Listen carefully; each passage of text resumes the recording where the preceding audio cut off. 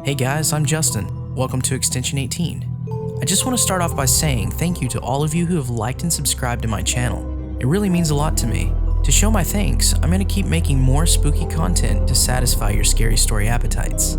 Speaking of appetites, today's dark tale is about self-control. I'm sure you've all heard the old saying, one bite won't kill you. But for those in the realm of Extension 18, that old saying is a far cry from the truth. So sit back and relax, and for anyone new to the channel, make sure to hit that like and subscribe button if you haven't already, and click that notification bell for more bittersweet dark tales, just like this one.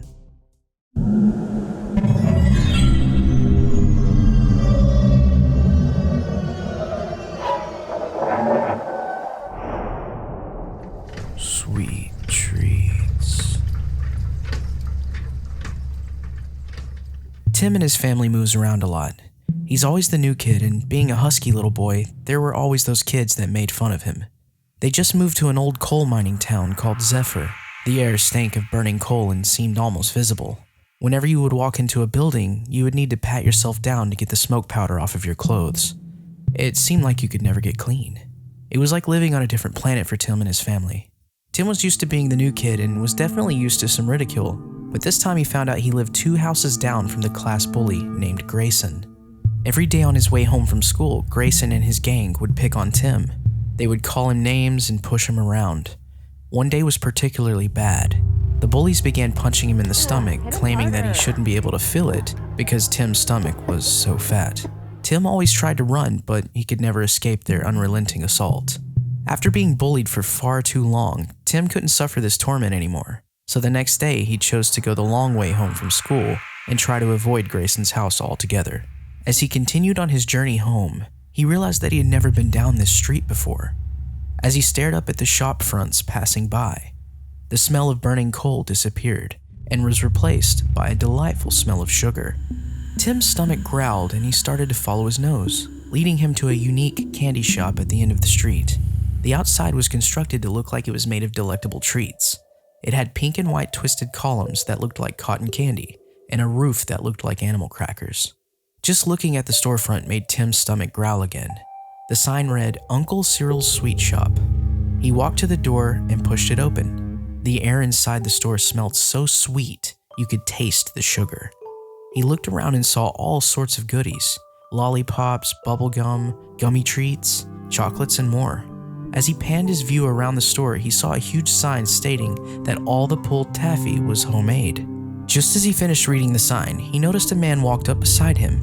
The man was unnaturally thin and seemed to be taller than his slight frame should have been, giving him a look of being stretched thin. His dark hair and Van Dyke beard was a stark contrast to his pale white skin. The man smiled at Tim, seeming to have hard candies for teeth.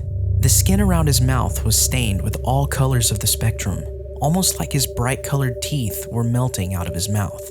Despite how freakish this man looked, Tim would have normally been frightened and tried to run, but the lanky man appeared to be harmless. He introduced himself to Tim as Uncle Cyril, the owner of the sweet shop, and that he noticed Tim looking at his pulled taffy. He then grabbed a piece of taffy out of the bin. The color was a bright, brilliant red. He told Tim he should try it before he buys it, to prove that it was the best taffy in the whole world. Tim wasn't going to turn away from free candy, but as he looked at the taffy, then looked down at himself, he realized he probably should say no. Uncle Cyril wouldn't take no for an answer, and told Tim that one bite wouldn't kill him. Tim reluctantly agreed, so he unwrapped the taffy and popped it inside of his mouth. He expected a flavor like cherry, strawberry, or even watermelon, but he was surprised that he couldn't place the taste. It was delicious though. He told Uncle Cyril that it was in fact the best piece of taffy that he had ever had. Uncle Cyril awkwardly smiled back at him and explained that he made the taffy in the store and asked if he would like to see it. Tim quickly agreed to follow him to the back of the shop, hoping for more free candy.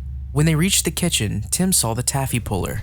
The taffy was a pale color and was becoming shiny as the prongs pulled and mixed it together. Tim was entranced as he watched the taffy, not noticing the man moving to stand behind him.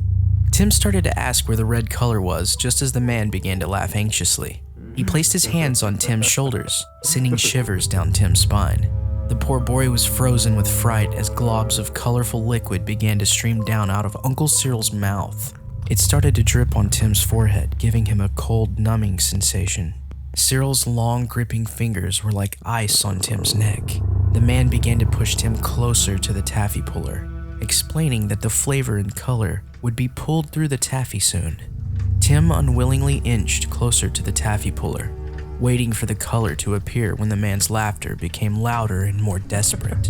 Tim's stomach began to feel weird, and he noticed that it was starting to get harder for him to stand. He felt as if his insides were melting into a grainy substance and all he could taste was sugar. The man pushed Tim's shoulders and forced him into the taffy puller. As the prongs moved Tim's body, it began to fold into the taffy. His body turned to sugar and his skin wrenched away from his bones. His red blood worked its way into the taffy, completing the brilliant red color and strange flavor of the homemade sweet treat.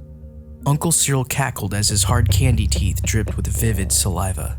He then pulled the fresh-made taffy off of the prongs. He began to work it into a bite-sized piece when he heard the bell on the front door ring. As he looked to the front, he could see a well-fed little girl eyeing the chocolate pieces. He slowly slithered towards the taffy and grabbed a piece to give to his next desperate customer.